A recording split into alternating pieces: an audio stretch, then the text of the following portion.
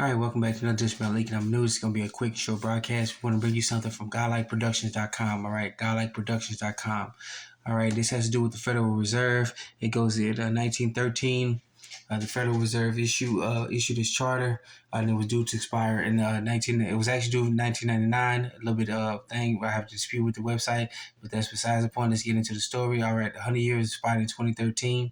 All right, they said it was supposed to expire in 2012, with taking effect in 2013, but they were given a 10-year extension to 2022 on July 4th, which is today. All right, and a huge factor in the timeline of the PBT's plan. The Federal Reserve, I'm sorry to move the camera for you, all right? The Federal Reserve controlled by the Rothschild dynasty, all right, as it was the first two central banks in the U.S. When the charter was set to expire, the War of 1812 kicked out the British invasion. And in 1865, when Lincoln was not going to renew the Federal Reserve, he was assassinated.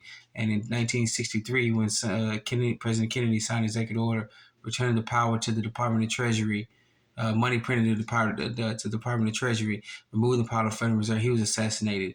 On the flight back to D.C., President Johnson, with Vice President Johnson, now President Johnson, was his first act was to undo what Kennedy had done.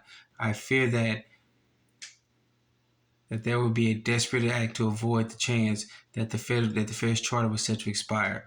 All right, so we got that one here, and guess what? The Federal Reserve charter was set to expire in 2012, with it taking effect in 2013, but they were given a 10-year extension to July 4th, 2022, and that is today.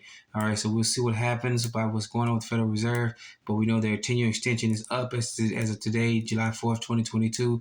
Let me know what you think in the comment section about this. Keep it constructive, but be honest, even brutally honest. That being said, I want to thank you for joining us another edition of Economic News. Please be safe, be sound, take care of yourself, and let's get it started.